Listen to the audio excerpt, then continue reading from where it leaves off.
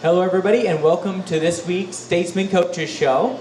I'm AJ Hogeson. I am joined by head coach of the William Penn football team, Mark Benavidez.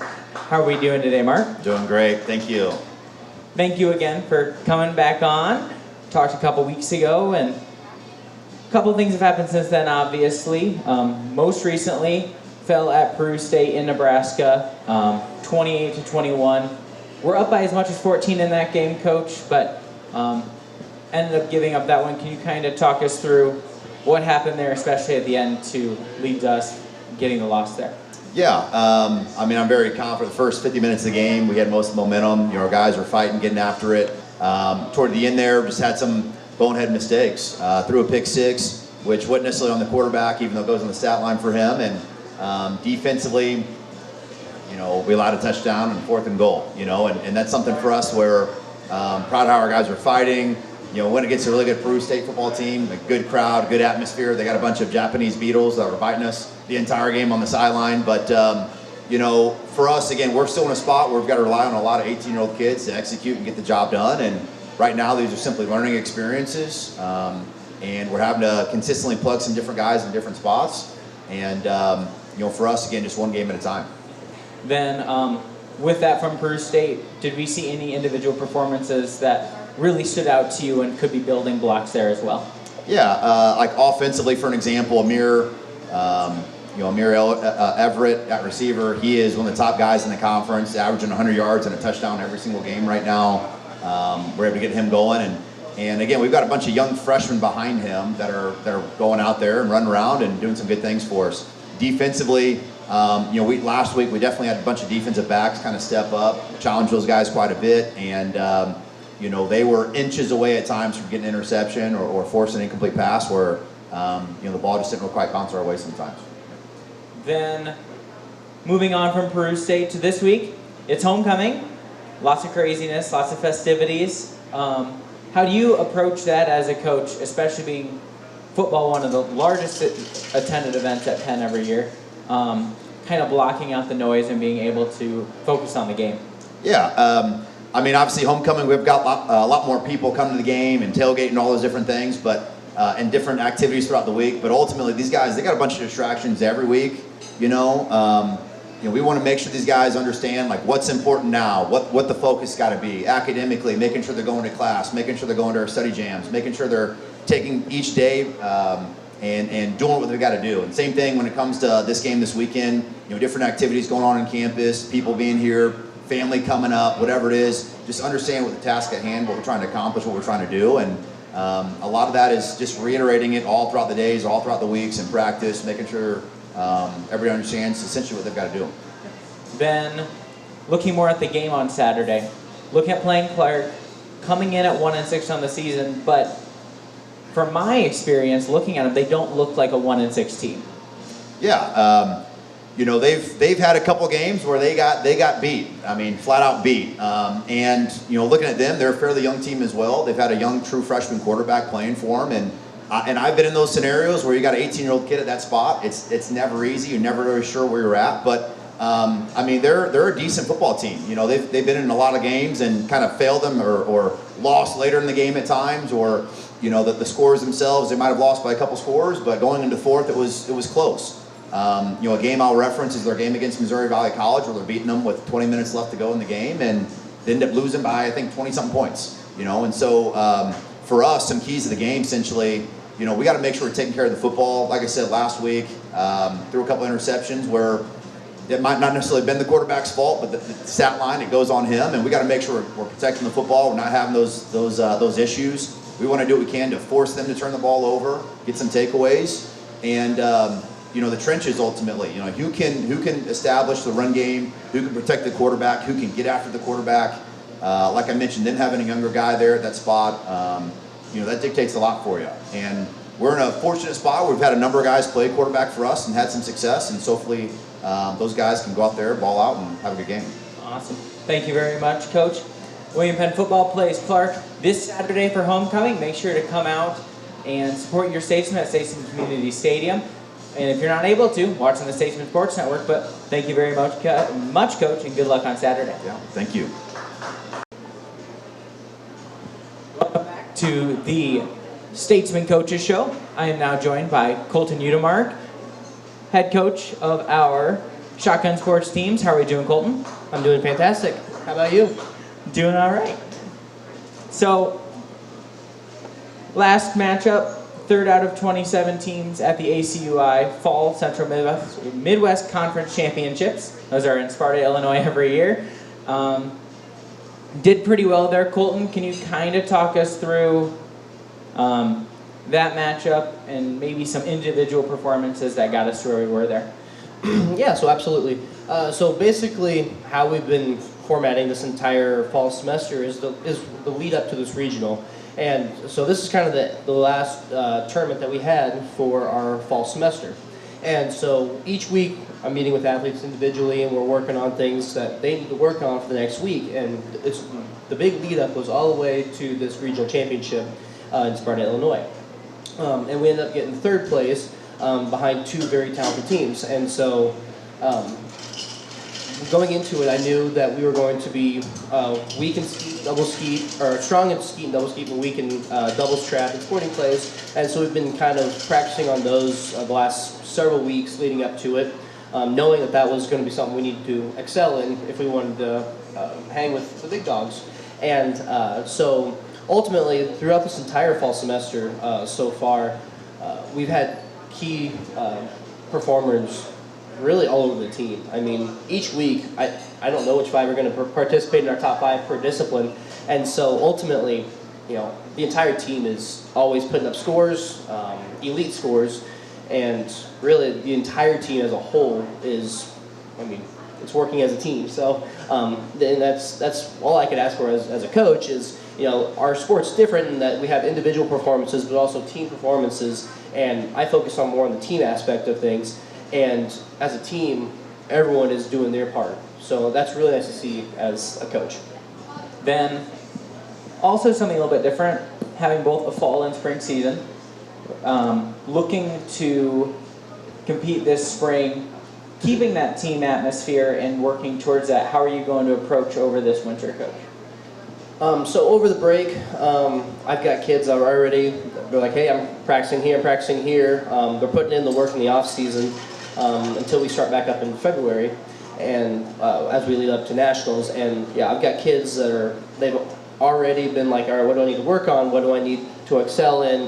Where can I best fit the team? You know, they're wanting that success. They're wanting to win. They're wanting that team HOA title at the end of the season. And what's nice is, you know, ultimately this team is super special in that everyone is wanting to excel and everyone's wanting to be a part of the team and everyone's wanting to put forth their best effort. And by far, this is the most talented team that I've ever seen in my 6 years of collegiate shotgun sports. And so this team is very special, and I'm very excited to move into the spring semester and get back into the swing of things in February. Then, I know we talked earlier this year, you know, this is one of the sports we're shooting for number one, right? The goal is a national championship. What are those keys to take us from third to first this spring? So actually, Steve and I had a conversation just this morning about what that's going to look like, and we got to get down doubles trap. Doubles trap, we are the weakest in, and so when we come back in the spring, we're going to make sure that we double down on doubles trap.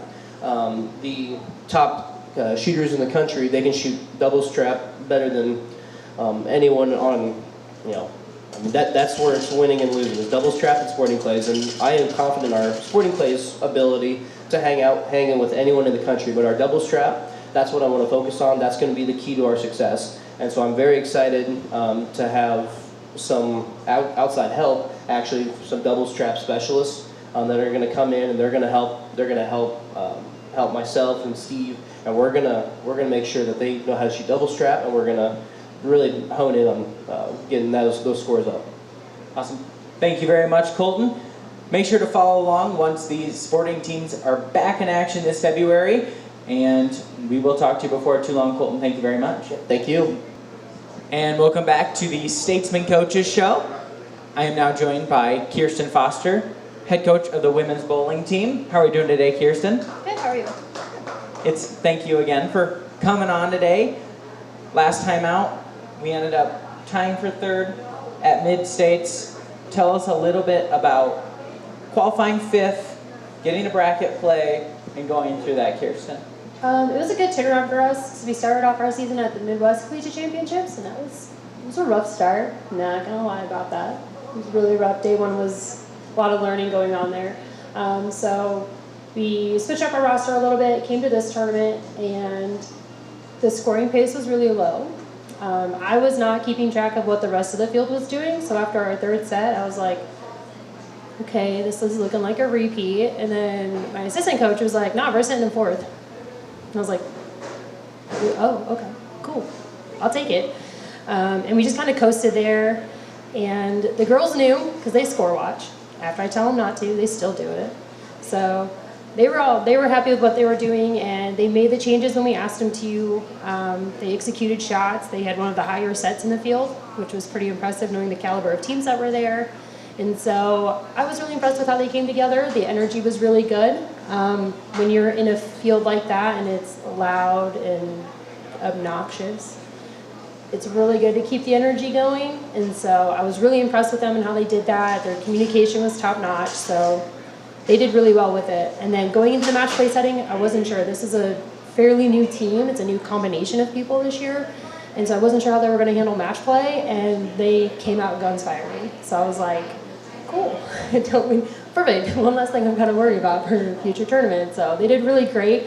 Ultimately, they fell to Wichita, they just came off of a national championship. So they took them to 5 games, which we were the only team to take them to 5 games, and they ended up winning the tournament. So I was happy with it. Okay.